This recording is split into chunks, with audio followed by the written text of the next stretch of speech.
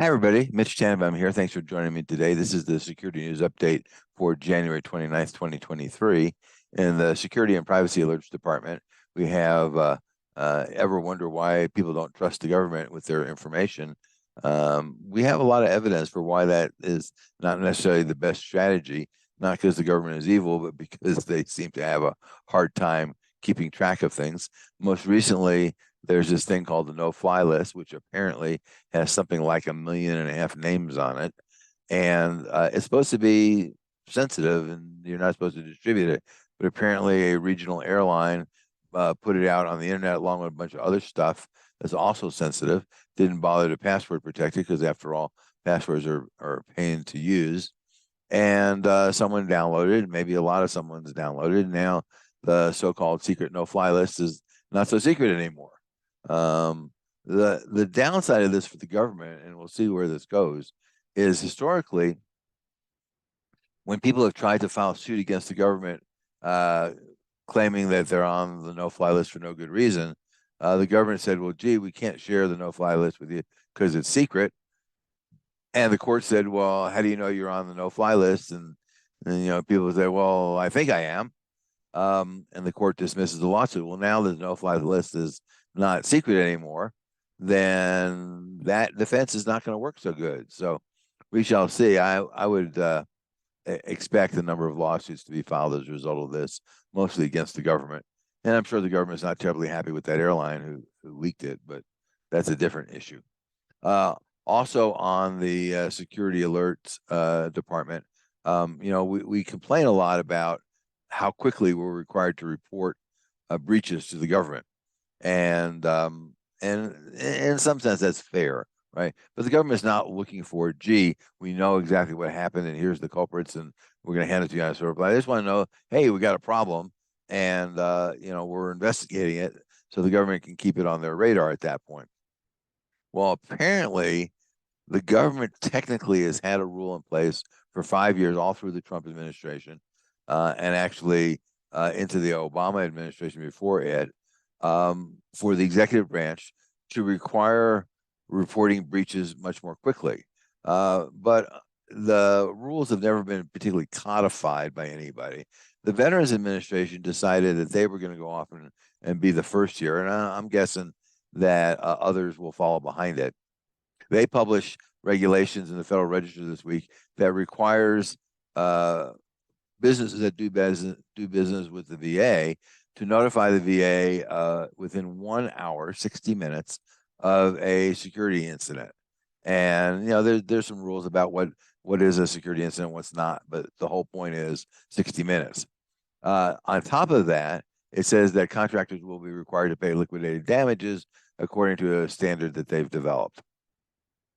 So that means for folks that are doing business with the VA, they better be really on top of things and know to report things quickly. But also just in general, if you have a contract, you're a business, you have a contract with a customer, and that contract has some terms in it that require you to report an incident within a certain period of time under certain circumstances. You probably ought to keep track of that. So, and even though this is the VA, you might want to look at your other government contracts just to see whether or not they've kind of slipped something in there without being totally announcing the fact to you. So you might miss that. By the way, we review these contracts, so excuse me, if you want us to help you with that, we'd be happy to do that. The other thing, which I think is fascinating about this, and I hadn't thought about this until someone wrote about it, is this is the stuff that makes disgruntled ex-employees, and I know you don't have any disgruntled ex-employees. Everybody's truly happy and loves you.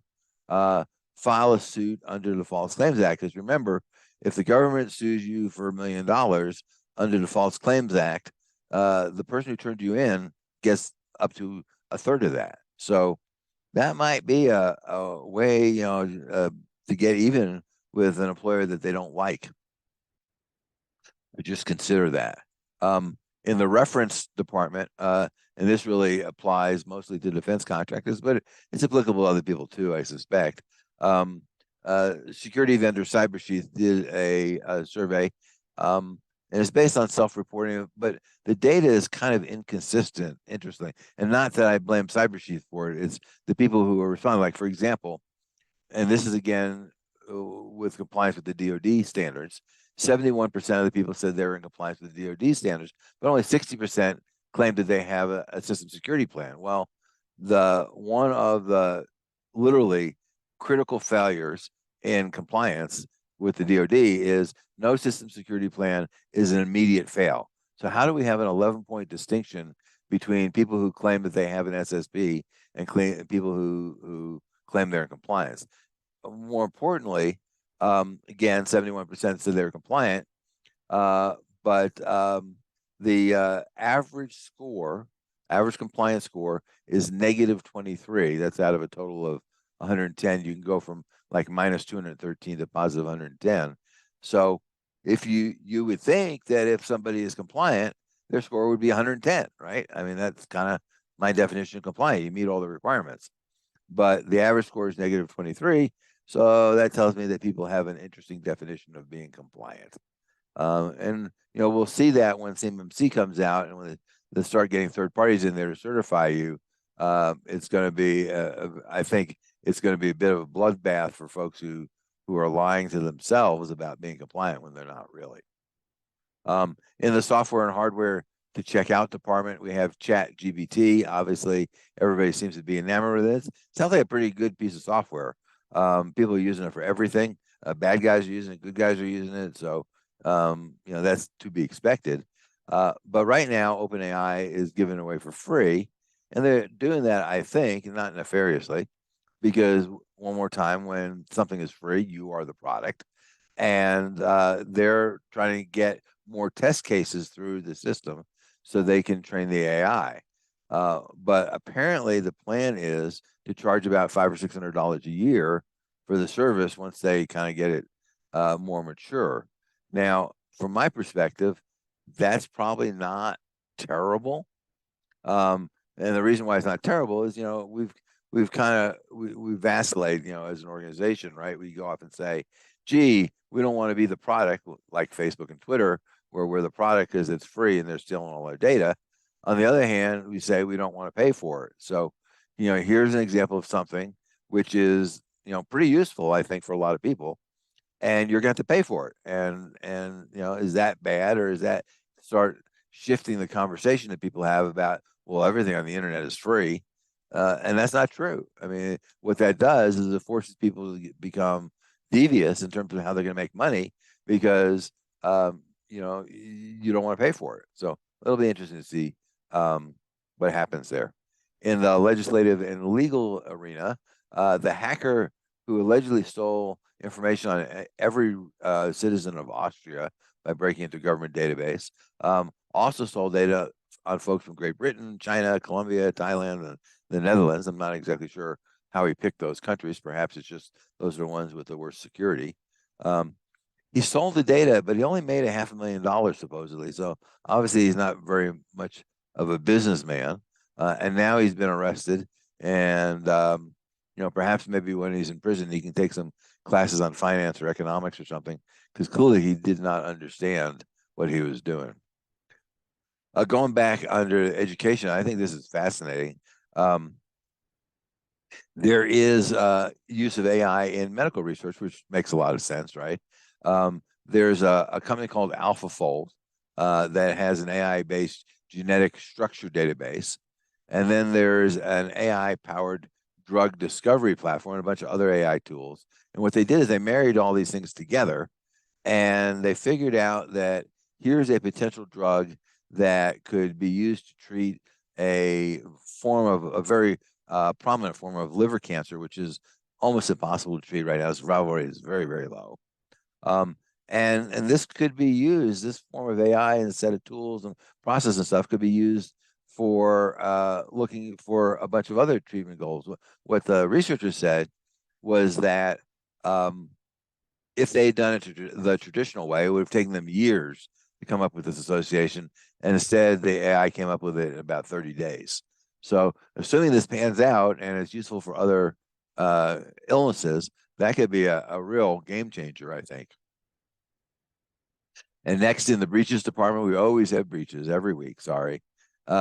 This one is kind of humorous, I think. Senator Jerry Moran, who is a Kansas Republican, was scammed out of $700,000 in a business email compromise. It's kind of, we'll submit fake invoices and hope they pay it. He lost that money. My guess is he, like most politicians, he probably doesn't have insurance. And so this is going to come out of the campaign. And I don't know that donors are necessarily going to be really thrilled with using their donations to pay off, the Russians. Although you never can tell. Maybe they think that's a good idea, but probably not. But maybe this is an impetus for Congress to go off and actually pass some tough cybersecurity laws, because it's always the case when it affects me, it's a problem. So it'll be interesting to see what happens out of that. Also in the breaches arena, the League of Legends company, Riot Games, who makes very, very popular gaming software product, had their source code hacked. And the hackers want a donation of $10 million, which they consider very reasonable. And in fact, given the value of the source code, it is very reasonable. But I don't know that Riot Games is interested in giving these guys $10 million. But they're between a rock and a hard place, because if they don't give them the 10 million bucks or whatever they negotiate out of that, it's likely the hackers will go sell their source code on the dark web. That's not great for Riot Games. So we shall see. We'll probably find out whether they choose to pay or not by virtue of whether the source code shows up on the dark web. We'll find out. And in kind of the inverse breach department, Google said that they disabled a pro-Chinese influence operation called Dragon Bridge, that they're calling Dragon Bridge. It's just one example of state-sponsored influence operations. This particular one targeted rare earth mining companies outside of China. Those are competitors to China, of course. Ones in Australia, Canada, and the U.S. The attack network spanned YouTube, Blogger, Facebook, and Twitter, and it disseminated narratives, favorable to China and not so favorable to the rest of the world. And during the whole year, they shut down over 100,000 accounts. Now, how long does it take these guys to spin up new accounts and et cetera, et cetera? This is kind of a game of whack-a-mole, unfortunately. But still, it's good to hear that they're actually doing something to try to cut down on some of this false information. And in the daily news, the U.S. has agreed, apparently, we haven't seen the text yet, to tighten the data privacy rules for European citizens, because they want to create a vehicle for U.S. companies to transfer data from the EU to the United States. Right now, there's a method, but it's really convoluted. It's very expensive, and it takes forever. And in the wake of the Schrems 2 decision that took down the previous regime that supposedly protected the privacy of EU citizens' data, this is a new one. But the interesting thing, of course, is out of this thing, EU citizens will wind up having more rights in the U.S. than U.S. citizens will have with regard to their data. So that's not necessarily going to be terribly popular. We'll see what happens there. Next, the world of password managers kind of getting shooken up quite a bit. LastPass was hacked. They stole encrypted password vaults. They claim that if you are following the rules and doing things right, then your passwords are safe. But if you pick the password, probably not so much. Then Norton got hacked. Earlier, Okta got hacked. So I think it's important for people to understand the pros and cons of password managers. Biggest pro being that people will not choose good, secure passwords and will not avoid reusing passwords across sites because it's just too hard to do without password managers. But this is just part of vendor risk management. And I think in all these cases at this point, the risk is all manageable, but you got to stay on it. And nothing's bulletproof. Things are bullet resistant, but not bulletproof. So you gotta make sure that you're taking care of yourself. Next, in the ransomware response strategy department, probably what you have in your incident response uh, plan document is probably not adequate for the reality today. I mean, what we used to be worried about is people encrypting data. And now they're not doing that because they realize that people have backups and that a lot of people aren't paying. And there's a lot of work to go encrypt and store and manage all this data. And so from their perspective, they're just blowing that off. What they are doing is extortion. I'm going to steal your data. If you don't pay me, I'm going to go expose your data. If you don't pay me, I'm going to tell your customers that I'm going to expose your data. And if they don't pay me, then I'm going to call their customers. And we saw this with a psychiatric clinic in Europe where the hackers started contacting the patients saying, we're going to go sell your data or publish it, one or the other. And, if you don't want to, you can pay us, a little bit of a Bitcoin and we won't publish it. We'll publish everybody else's data. We just won't publish yours. So, if you really have not updated your ransomware and incident response plan in the last 12 months, it's probably not adequate anymore for the realities of what we're dealing with. And obviously, if you need help revising it, please reach out to us. We'll be happy to do that. And last but not least is the Security News Bites. Boy, somebody had a really bad day at work. Earlier last week, the FAA had a nationwide ground stop because the Notice to Airmen system, which is now renamed the Notice to Air Mission system, went down, both the primary and the backup. And it's coming out that the cause was a contractor deleted the wrong files. And so rather than going off and I'm guessing deleting the corrupted files on the backup system, it'll leave the good files on the primary system and cause both systems to be down and the backup not to work. Now, the good news is the FAA was able to recover 90 minutes, which is good news. Says something about their backup process is working. But, it took most of the day to unwind the mess in the air traffic system. And we are discovering also that AI tools are great for lots of things. One of them is creating disinformation. So if you want to create a disinformation campaign, the AI bot tools do a great job of that. Next, there is a congressman who claims that he is coming for answers. He wants to know, how the no-fly list was exposed. Well, I think there's a pretty simple answer. Usually Occam's razor works the best. Somebody screwed up. They posted this on a site that was supposed to be secured, and it wasn't secured for whatever reason. Human beings screw up. That whole human problem is always the hardest problem to solve. Next, there's been a lot of concern over ChatGPT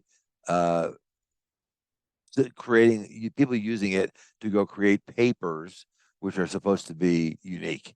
Now, I think there's a bigger problem with ChatGPT violating copyright laws, which will be interesting all by itself, depending on exactly what it does. But there's a definite possibility it could be doing that. But a Princeton computer science student spent the Christmas break writing another AI that detects if the first AI wrote whatever it is you're turning in. So this may not be that big a problem if he was able to do this over Christmas break. I'm sure people will enhance that and turn it into a commercial product, and then you'll be in a much better position to figure out whether something is being done by an AI or done by a human being.